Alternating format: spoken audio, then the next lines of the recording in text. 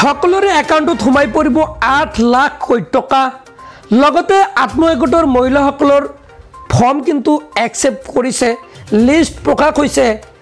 আৰু ইয়াৰ লগতে কেইবাটাও গুৰুত্বপূৰ্ণ খবৰ আজিৰ এইটো ভিডিঅ'ত আপোনালোকক দিবলৈ লৈছোঁ, সেয়েহে ভিডিঅ'টো সম্পূৰ্ণকৈ চাই থাকিব। আজিৰ প্ৰথমটো খবৰ হৈছে এটা ভাল খবৰ। আত্মসহায়কক লৈ মুখ্যমন্ত্ৰী হিমন্ত বিশ্ব শৰ্মা ছাৰৰ ডাঙৰ ঘোষণা। মুখ্যমন্ত্ৰী মহিলা উদ্যমিতা অভিযান অৰ্থাৎ লাখপতি বাইদেউক লৈ ডাঙৰ ঘোষণা যে অসমৰ 39 লাখ গ্ৰাম্য মহিলা উদ্যোগীকৰণৰ বাবে লাখপতি বাইদেউ হোৱাৰ সুযোগ। বিজেপি চৰকাৰৰ পত্ৰৰ পৰা ইয়াতে ঘোষণা কৰিছে আত্মসহায়কৰ 10,000 টকা দিয়া প্ৰতিশ্ৰুতি মুখ্যমন্ত্ৰী হিমন্ত বিশ্ব শৰ্মা ছাৰৰ বেংক একাউণ্টত সকলোৱে লাভ কৰিব 10,000 কোটি টকা। চৰ্ত সাপেক্ষে দিয়া আছে যে 39 লাখ মহিলাৰ ভিতৰত 33 লাখ মহিলাৰ আবেদন সম্পূৰ্ণ হৈছে। সম্পূৰ্ণ হোৱা মহিলাৰ মোবাইলত ফোনত মেছেজ লাভ কৰিছে। বাকী মহিলাৰ আবেদন ভেৰিফাই হৈ আছে। সম্পূৰ্ণ হোৱাৰ পিছত একাউণ্টত সোমাব এই 10,000 কোটি টকা। আৰু 33 লাখ মহিলাৰ নামত পৰ্টেলত কিন্তু নতুনকৈ অন্তৰ্ভুক্ত হৈছে। আৰু চৰকাৰী যি বাকী মহিলাৰ নাম আছে সেইসমূহ কিন্তু অতি শীঘ্ৰেই একাউণ্টত 10,000 টকা কিন্তু সোমাই পৰিব। হয় নিশ্চয়, যদি আপুনি গোটৰ ফৰ্ম যদি ফিল আপ কৰিছে তেন্তে আপুনি টেনশ্যন কৰিব নালাগে, অপেক্ষা কৰক। আপোনাৰ কমপ্লিট অৰ্থাৎ ভেৰিফিকেশ্যন কমপ্লিট হোৱাৰ পিছতেই একাউণ্টটোৰ যোগে সোমাই দিব 10,000 কোটি টকা। প্ৰথম কিস্তিত 10,000 টকা দিব আৰু নেক্সট কিস্তিত 25,000 টকা দিব। সৰ্বমুঠ 35,000 টকা লাভ কৰিব। সেয়েহে বেংক একাউণ্ট যদি লিংক নাই আধাৰ কাৰ্ডৰ সৈতে এতিয়াই লিংক কৰি ৰাখিব। পৰৱৰ্তী খবৰ, এটা ফোন কলতে লাভ কৰিব 8 লাখ কোটি টকা। হাতত লোৱা হৈছে নতুন আঁচনি। কেন্দ্ৰীয় চৰকাৰৰ নতুন আঁচনি। ধনৰ বাবে আবেদন কৰিলে 7 দিনৰ ভিতৰত একাউণ্টত সোমাব ধন। সহজতে লাভ কৰিব 2 লাখৰ পৰা 8 লাখ টকা পৰ্যন্ত ঋণ। ঋণৰ বাবে বেংকলৈ আপুনি গৈ হাবাথুৰি খোৱাৰ প্ৰয়োজন নাই। এতিয়াৰে পৰা উচ্চশিক্ষা, ব্যৱসায়, কৃষি আৰু ঘৰ বনাবলৈ চৰকাৰে দিব এই ধন। উচ্চ শিক্ষাৰ বাবে আপুনি লাভ কৰিব 2 পৰা 8 লাখ টকা। ব্যৱসায়, কৃষি আৰু গৃহ নিৰ্মাণৰ বাবে 2-5 লাখ টকাৰ ৰাজসাহায্য। সৰ্বমুঠ 6টা শিতানৰ বাবে আহিছে এই সুবৰ্ণ সুযোগ। বিশেষ পৰ্টেলত ঘৰতে কৰিব পাৰিব আবেদন। মই জনাই আছোঁ, কেন্দ্ৰীয় চৰকাৰৰ নতুন আঁচনি জনসমৰ্থ। আবেদনৰ 7 দিনৰ ভিতৰত একাউণ্টত সোমাব বৃহৎ ধনৰাশি।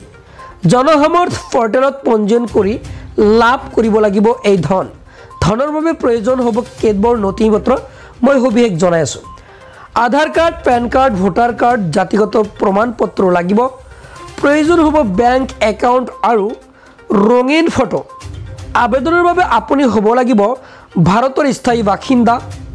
জনসমৰ্থ পৰ্টেলত গৈ প্ৰয়োজন অনুসৰি ঋণৰ বাবে কৰিব পাৰিব আবেদন।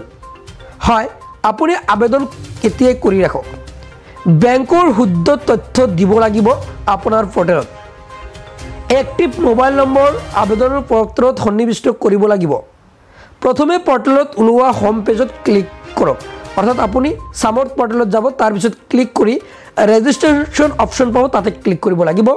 ইয়াৰ পিছতে খোল খাব নতুন হোম পেজ।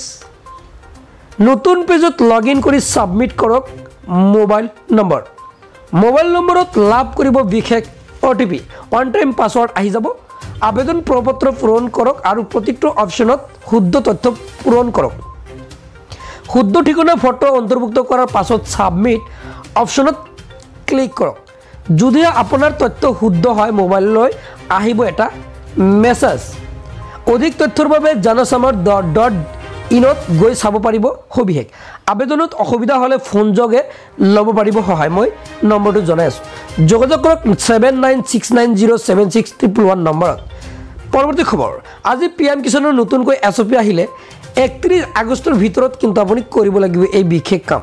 হয়, কৰিব লাগিব এই 3টা কাম, নহ'লে টকা বন্ধ হ'ব।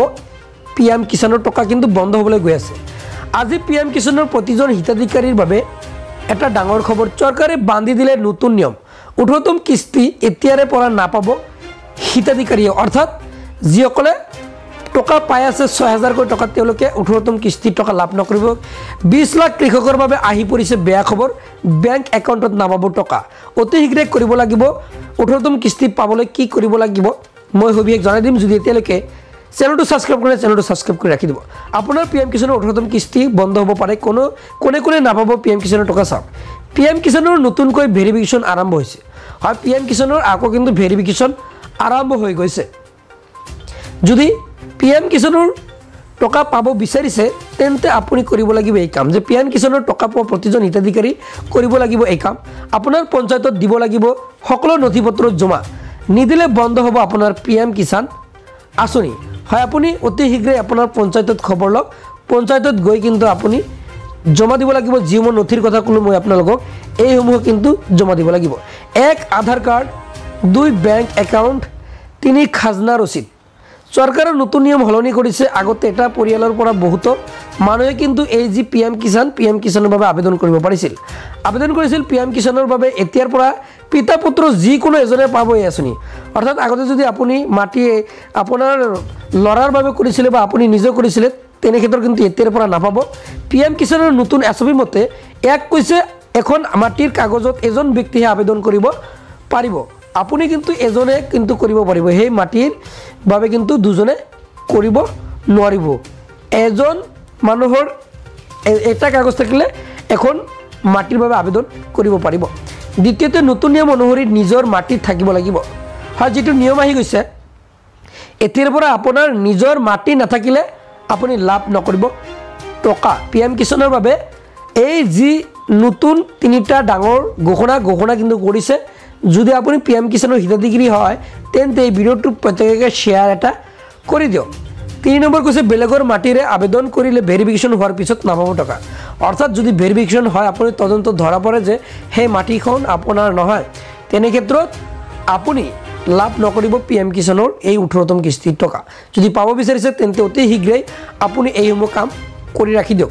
31 আগষ্টৰ আগতে কৰিব লাগিব এই গুৰুত্বপূৰ্ণ কাম, নহ'লে বন্ধ হ'ব আপোনাৰ বছৰত 6,000 টকা পোৱাৰ আঁচনি।